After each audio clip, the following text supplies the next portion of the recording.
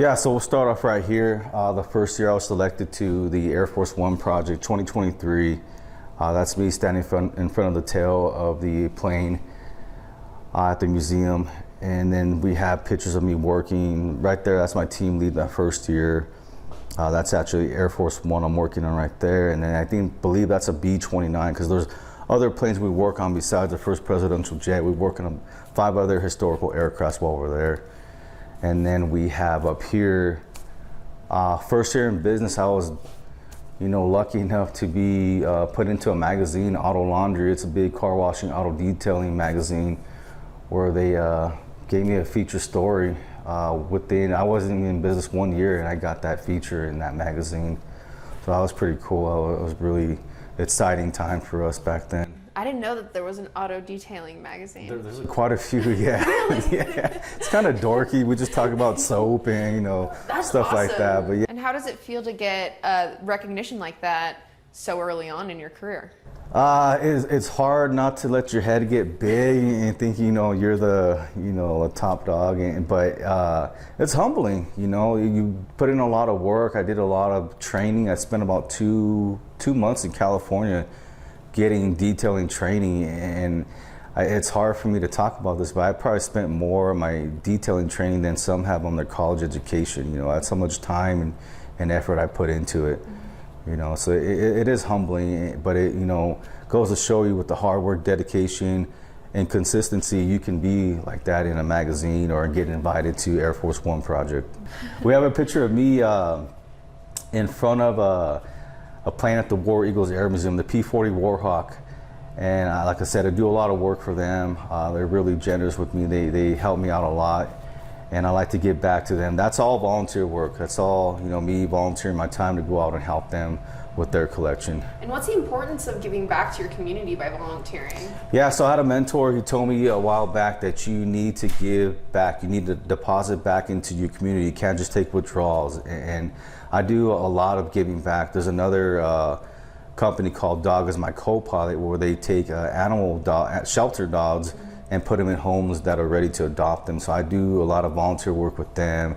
And around the community, I do a lot of volunteer work and just give back because you can't, like I said, you can't just take withdrawals from your community. So that's a patch from the 20th anniversary, and that's the team for the 20th anniversary 2023 Air Force One detailing team. That team will never be this. You'll never have the same people on that team again. It changes every year. Some people come back. There's a few people that have been on it for 18, 19 years, but they'll never be the same team. In the years after, or, prior years, it's all different every year. So it's pretty special that we get to work with, people from all over the country and knowing that this team will never be in that picture again, ever. It's pretty cool that we get to do that. How does it feel to be chosen 3 years in a row to do this? Again, it's humbling. I'm glad that they recognize that. So it's an application process, not everyone can do it. I think only 80 people are eligible throughout the country, and out of the 80, they pick 35. Because like we talked about earlier, it's not just about your technical skill. They want someone that's active member in their community and giving back.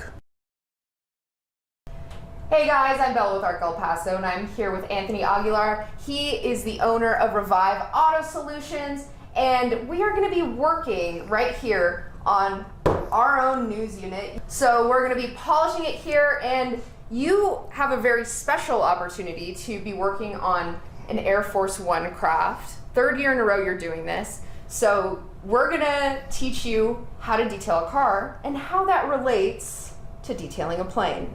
Okay, let's get started. What's the first step here? All right, so they're very similar in how we go about cleaning an aircraft to a car.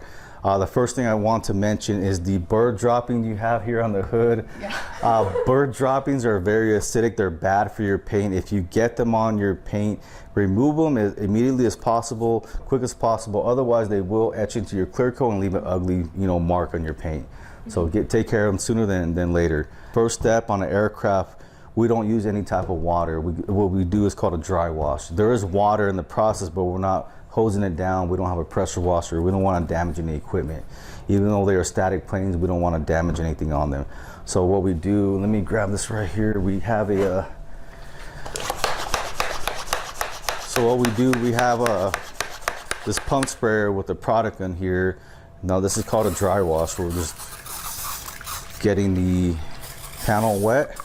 I want to mention too, a lot of people use the automatic car wash, but the tunnel washes don't really remove bug guts that well. So if you do have them, you may want to take it to a professional detailer or, you know, a local car wash kid to remove them.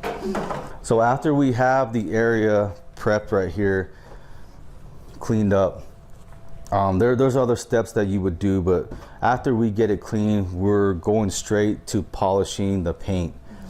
The reason why we have to polish the paint in the museum, it's an open air museum and it does get, you know, it gets weathered. Okay, so we want to remove any type of watermarks from rain or any oxidation from the sun. So we're putting a small amount of polish on here. This is the same process we're gonna do at Air Force One. We're gonna, you know, have polishing pads, polishing equipment. We wear these like utility belts so we don't have to get up and down the ladders or the lifts. We have everything we need. So we're gonna go ahead and first thing people see is the paint on the car. You know, if it looks good, then you have a higher chance of getting more money. People are not gonna tire kick you and try to get a cheaper price. So the reason why we do the polishing at the museum is mainly for, you know, like to preservation. That's what we're doing. And in a community like El Paso, you do a fair amount of work at the museum, but also on people's cars. How often should they be doing this sort of process to their cars, especially with all these dust storms, with all the weather that we've been having lately? Yeah, so I would recommend, and it all depends how often you're driving your car. A lot of my clients, they're not driving their cars that often. A lot of them are collector cars or really expensive cars. So they're not driving them too much, but a daily driver, I would say get detailed at least quarterly. Yeah, so after the polishing, after we get the paint nice, shiny and glossy, you want to protect it from the elements.